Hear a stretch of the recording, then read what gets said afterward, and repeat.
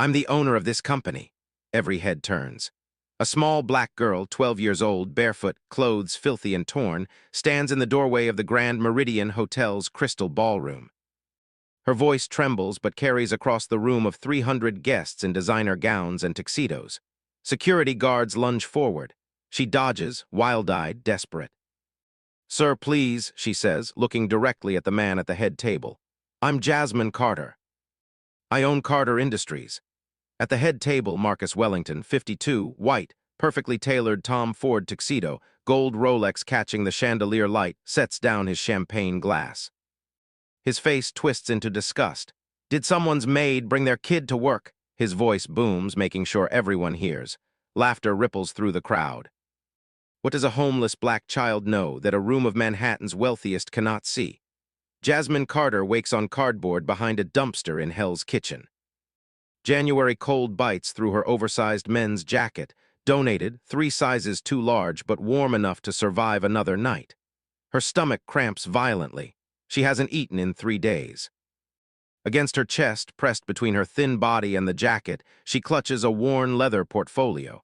Her father's, the one thing they didn't take when they took everything else.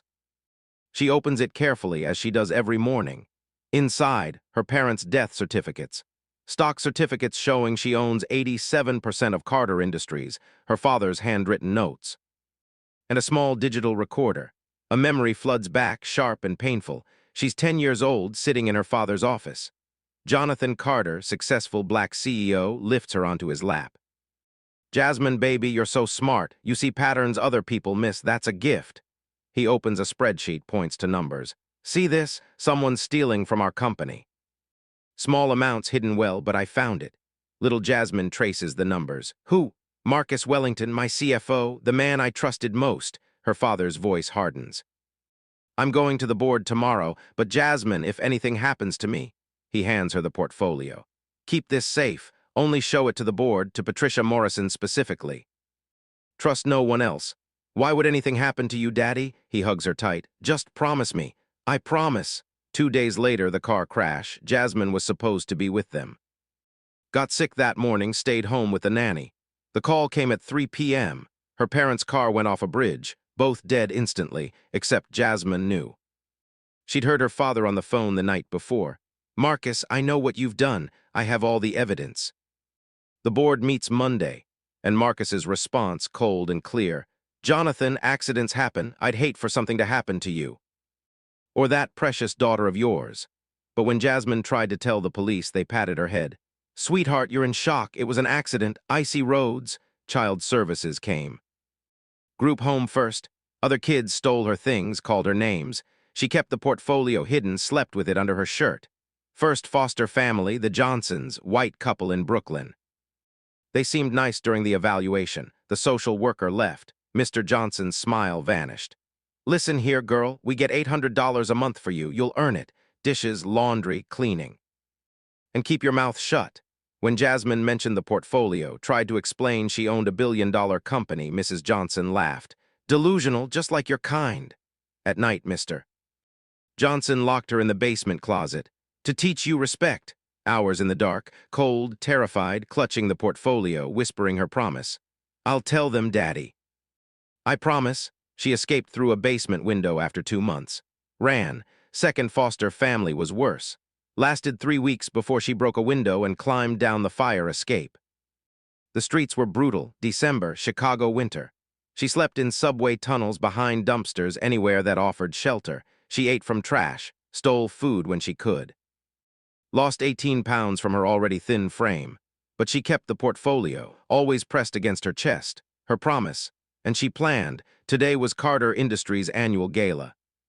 The board would be there. Patricia Morrison would be there. Today, she would keep her promise. Jasmine walks 47 blocks to the Grand Meridian Hotel. Her feet bare now, shoes fell apart a week ago, leave bloody prints on the cold sidewalk. But she doesn't stop.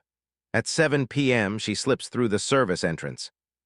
Kitchen staff too busy to notice one more person. She hears the music, the laughter, the champagne glasses clinking. She takes a breath, clutches the portfolio, and pushes through the ballroom doors. The Grand Meridian's ballroom is a cathedral of wealth. Crystal chandeliers worth more than most people's houses. Marble floors polished to mirrors. 300 guests in Versace Armani, diamonds that could feed a city. Jasmine steps inside. Every conversation stops. A small black girl, 12 years old, 4'8", maybe 75 pounds. Barefoot on marble.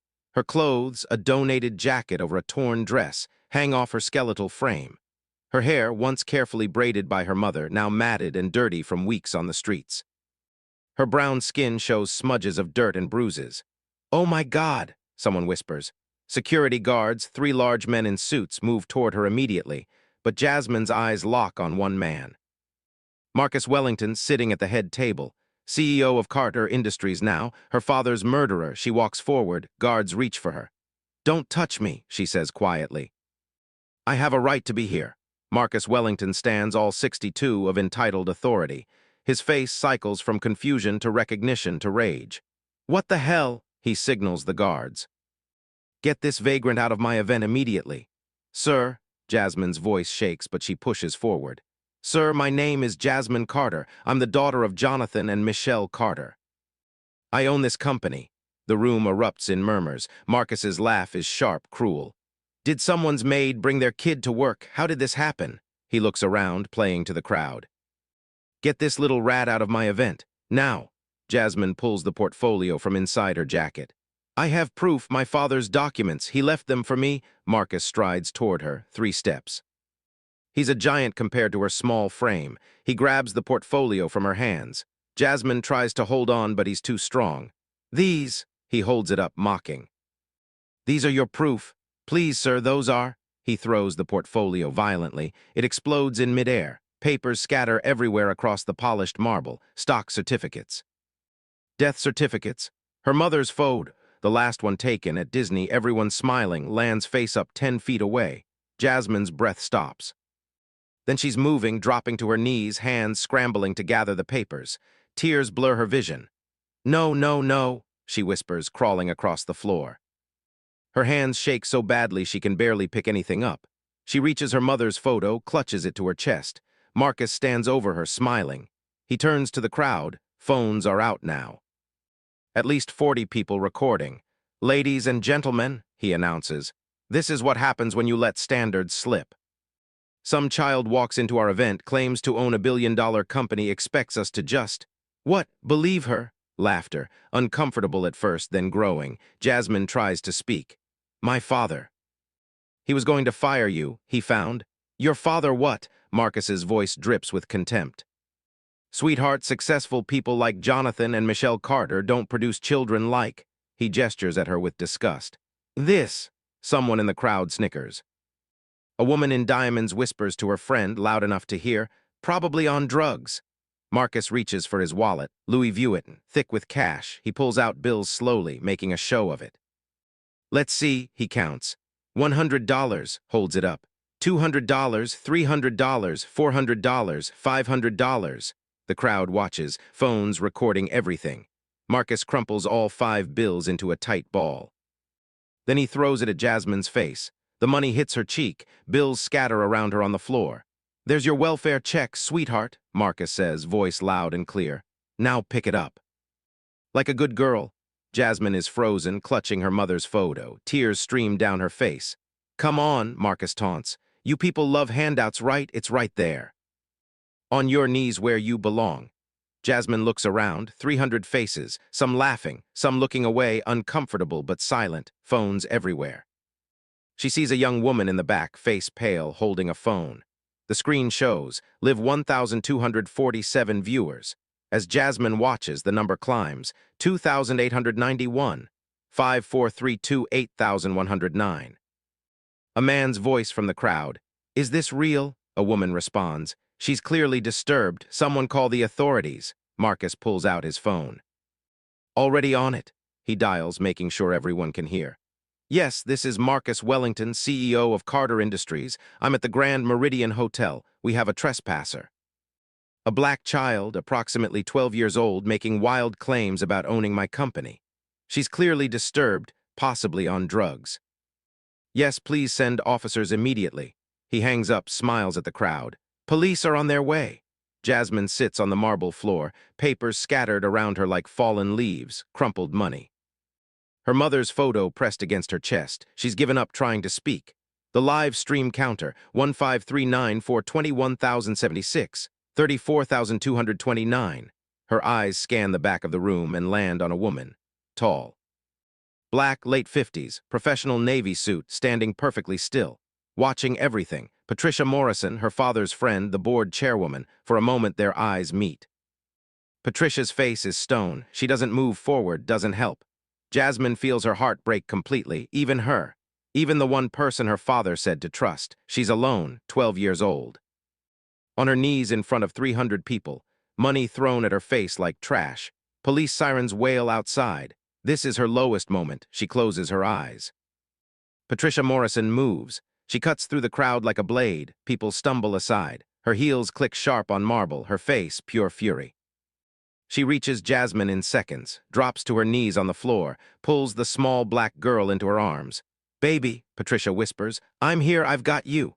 Jasmine sobs into her shoulder. Body shaking, Marcus Wellington's face twists. "And who the hell are you, the nanny?" Patricia's head snaps up. Her eyes could cut glass.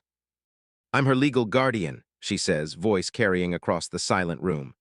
"Patricia Morrison, attorney at law, Harvard Law, 1995. Corporate litigation specialist." She stands, pulling Jasmine up with her, keeps one arm around the girl's shoulders, protective, fierce. "You want to know who else I am, mister?" "Wellington," Marcus's confident smile wavers. "I'm the chairwoman of Carter Industries Board of Directors, and you just assaulted my client. Verbal abuse, assault, humiliation of a minor." In front of, she glances at the phones. The live stream counter reads 47,892. Approximately 50,000 witnesses. Murmurs ripple through the crowd. Marcus forces a laugh. "Client." "Patricia, what are you?" "What am I doing?" Patricia pulls out her phone. "Let me show you what I've been doing, Marcus, for 6 months, while you thought you were safe." She pulls up documents. Her voice goes cold, professional, devastating. "Offshore account, Cayman Islands, account number 847,392, B, opened March 18th. 5 days after Jonathan and Michelle Carter died in that very convenient car accident." Marcus's face drains of color. "Initial deposit, $2 million. Transferred from Carter Industries operating funds. Want me to continue?" That's confidential information, illegally obtained." "Illegally?" Patricia's laugh is sharp. "Marcus, I'm the board chair. I authorized a full forensic audit after certain irregularities came to my attention." She turns to address the crowd. Everyone is silent, frozen. Shell company. Delaware, Wellington Consulting, LLC. Created 2 years ago. $12 million in contracts with Carter Industries for consulting services that were never rendered. Payments all approved by. She looks at Marcus. "You," the crowd gasps. Marcus is sweating now. "I can explain. Can you explain the $18.7 million total? Can you explain the emails?" She pulls up her phone. "Should I read them aloud, the ones where you discussed how Jonathan Carter was getting too close? How he needed to be handled? That's out of context. You never what?" Patricia's voice rises. "Never conspired to murder, never tampered with a car's brake line," screams from the crowd. People backing away. Marcus's wife, Amanda, stands abruptly, diamond necklace glittering. "Christopher, what is she talking about?" "Amanda, don't listen to, we're separated," Amanda announces to the room. "As of right now. My lawyer will contact you." She grabs her purse, heels clicking as she walks out. Patricia isn't done. She reaches into her blazer, pulls out a small digital recorder. "Jasmine, sweetheart." "Is this the one?"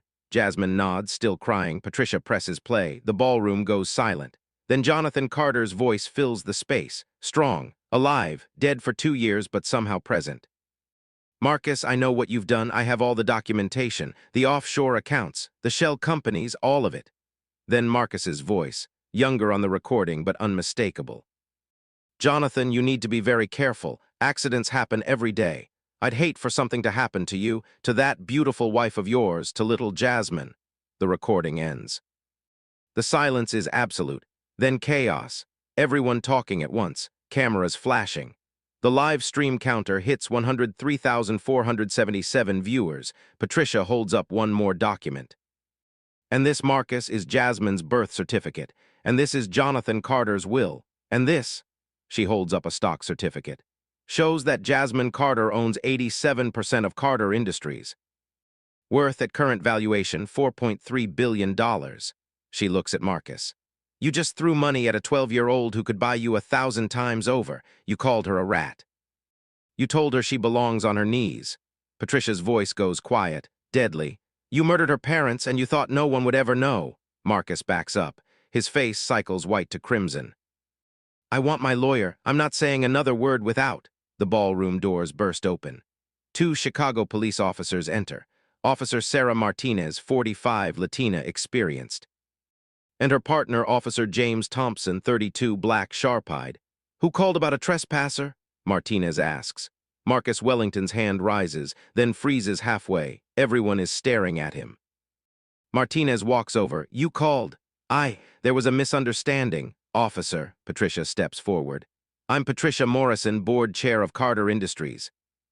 This man assaulted a 12-year-old child. He threw money at her, humiliated her, and we have evidence he embezzled $18.7 million and conspired in a double homicide. Martinez looks at Jasmine. Small black girl, tear-stained face, barefoot on cold marble, papers scattered around her, money on the floor. The officer's expression hardens. Sir, I need to see your ID. Marcus fumbles for his wallet, hands her his license with shaking hands. Martinez passes it to Thompson. Run him, Thompson radios, quiet for 30 seconds. Then his eyes widen. Ma'am, he's flagged, federal investigation, financial crimes, FBI wants to be notified if he's located. Martinez's jaw tightens. She looks at Marcus. Mr. Wellington, I need you to turn around and put your hands behind your back.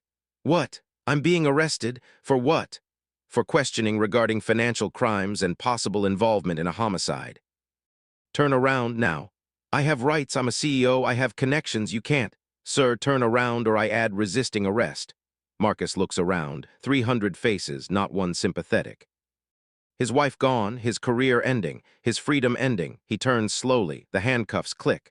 The sound echoes through the silent ballroom. Martinez begins, you have the right to remain silent. Anything you say can and will be used against you in a court of law. You have the right to an attorney. Marcus is crying now, 52 years old, millionaire, CEO. Led away in handcuffs while phones record everything. As they walk him toward the door, Jasmine's small voice cuts through. Mr. Wellington. He stops, looks back. Jasmine stands, still clutching her mother's photo, Patricia's arm around her shoulders. My father taught me that a person's worth isn't measured by their bank account. It's measured by their character. Her voice is steady now. You have all the money, but you have no character, and that's why you lost. The officers lead him away. The room sits in stunned silence. Then someone brings Jasmine a microphone. Patricia helps her onto a small platform so everyone can see this small black girl who just destroyed a corrupt CEO. Jasmine looks at 300 faces. At 50 phones still recording. At a live stream with 156,043 viewers. She takes a breath. My name is Jasmine Carter. I'm 12 years old. 6 months ago, my parents died, Jonathan and Michelle Carter. They built Carter Industries from nothing. They taught me that success means nothing if you lose your integrity. Her voice strengthens. Mr. Wellington looked at me and saw a homeless black girl. He saw someone who didn't matter, someone who belonged on her knees. She pauses. He was wrong. Tears stream down her face, but she keeps speaking. He thought he could destroy me because I'm young. Because I'm black, because I'm poor, because I have no power. She looks directly into the nearest camera. He forgot that I have something he'll never have, the truth. And people who love me enough to fight for that truth. She looks at Patricia. Thank you for waiting, for watching, for gathering evidence, for protecting me. Patricia's eyes fill with tears. Jasmine turns back to the crowd. I'm not powerless, none of us are. We all deserve respect, we all deserve dignity, and we all have the right to be believed. The ballroom erupts, standing ovation. Thunderous, 300 people on their feet, applause that shakes the chandeliers. Jasmine, 12 years old, barefoot, torn clothes, stands in the light. Finally seen, finally heard, finally home. By midnight, the video has 3 million views. By morning, 20 million. Every news station runs it. 12-year-old billionaire exposes CEO's murder conspiracy. The hashtag Justice for Jasmine trends worldwide. At 6 a.m., FBI agents raid Marcus Wellington's home. Warrants for his computers, files, everything. His neighbors film it. That goes viral too. They find everything. Offshore accounts totaling $18.7 million. Emails discussing the Jonathan Carter problem.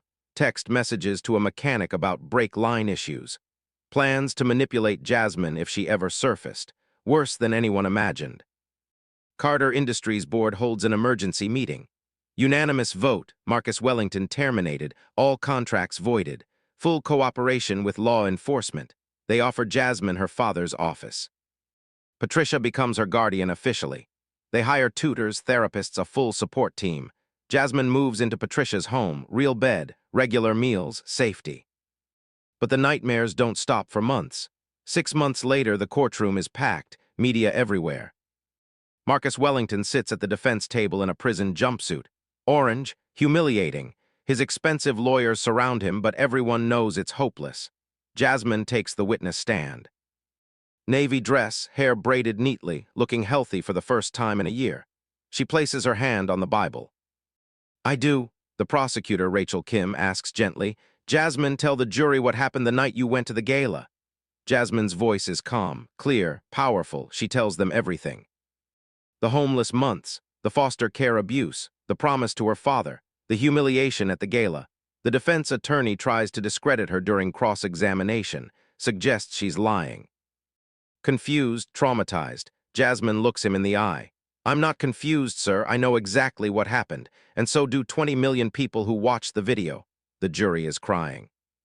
Evidence is overwhelming. Financial records, the audio recording, mechanical inspection of the Carter's car showing clear tampering, emails, texts, witnesses. The jury deliberates 90 minutes. Count 1, embezzlement, guilty. Count 2, wire fraud, guilty. Count 3, money laundering, guilty. Count 17, conspiracy to commit murder, guilty. Count 23. Murder in the first degree, guilty, all 23 counts. Guilty, Marcus Wellington collapses in his chair, sobbing. 2 weeks later, sentencing. Judge Maria Rodriguez, 58, Latina, stern and fair. "Mr. Wellington, you stole from an orphaned child. You murdered her parents for money you didn't need. You humiliated a 12-year-old in front of hundreds. You showed no remorse until you were caught." She looks at her notes. The prosecution recommends 25 years. The defense requests 5.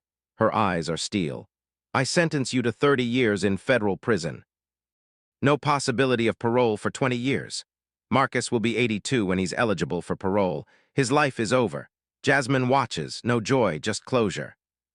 Jasmine Carter, age 13, stands in her father's old office. Now hers, 47th floor. Chicago spreads below, glittering in afternoon sun. She's taller now. Healthier, hair in neat braids, professional but age-appropriate clothing. Photos of her parents on the wall. Her father's desk is hers now. The portfolio that saved her life sits in a glass case. Protected forever. A knock. Patricia enters. "Board meeting in an hour. You ready?" "Yes." They walk to the conference room together, 12 board members, all on their feet when Jasmine enters. She takes her seat, the head of the table. "Good afternoon, everyone. Let's begin." She reviews the agenda. Revenue up 38%. New contracts, expansion plans. Then she brings up her real passion. "I want to create a foundation. The Jonathan and Michelle Carter Foundation, dedicated to protecting orphaned children, especially those in foster care. Especially black children who aren't believed." She presents her plan. $50 million initial endowment, legal services, mental health support, emergency housing, educational scholarships. The board votes unanimously. After the meeting, Jasmine returns to her office. Her phone buzzes, unknown number, text message. "Hi, my name is David. I'm 11. My mom just died. I'm in foster care. They don't believe me when I say someone hurt me. I saw your video. Can you help me?" Jasmine's eyes fill with tears. She types, "David, we've got you. You're going to be okay. Call this number immediately. We'll protect you. You're not alone anymore." Jasmine, she looks at her parents' photo on the wall. "I hope I'm making you proud," she whispers. That night the foundation launches. Website goes live. Applications flood in. By year's end, 2,000 children helped, 127 exploitation cases, prevented 89% success rate, 0 returns to homelessness, the model replicates. Cities across America launch similar programs. Milwaukee, Detroit, Atlanta, Los Angeles, 34 cities in the first year. Marcus Wellington sits in federal prison. His wife divorced him. His children disowned him. His name is synonymous with greed and murder. He'll die in prison. Jasmine, age 14 now, records a video in her office, uploads it to YouTube. She looks directly into the camera. "Hi, I'm Jasmine Carter. A year ago, I was homeless, sleeping behind dumpsters, eating from trash. A year ago, a man threw money at my face and told me I belonged on my knees." She pauses. If you're watching this and you're struggling, if you're a black child in a system that doesn't see you, if you're homeless, hungry, alone, if adults don't believe you because of how you look or how old you are, her voice strengthens. Don't give up. Your moment is coming. That day at the gala, 300 people watched me get humiliated. Only one person stepped in, Patricia Morrison. She changed everything. Next time you see someone being hurt, dismissed, destroyed, don't just watch, don't just record. Intervene, protect. Believe them. That person might not have billions like I do. They might have nothing. Be there, Patricia, be there someone. She leans closer. Marcus Wellington looked at a homeless black girl and saw nothing. He was wrong. I had power he couldn't imagine, the power of truth, of evidence, of people who loved me. Never underestimate anyone. A 12-year-old girl owned the company. The homeless child exposed what the FBI missed. The person you step over today might change the world tomorrow. Worth isn't measured in money or skin color or age or where you sleep at night. Final pause. Like this video if you believe dignity matters. Comment and tell me when someone underestimated you. Share this with someone who needs hope. Subscribe for more stories of justice and courage. Somewhere right now, another black girl is sleeping behind a dumpster, clutching evidence no one believes. Waiting for someone to see her, she looks straight into the lens. Will you see her? Nobody should be invisible, not ever. Your past doesn't define you, your choices do. She ends the video.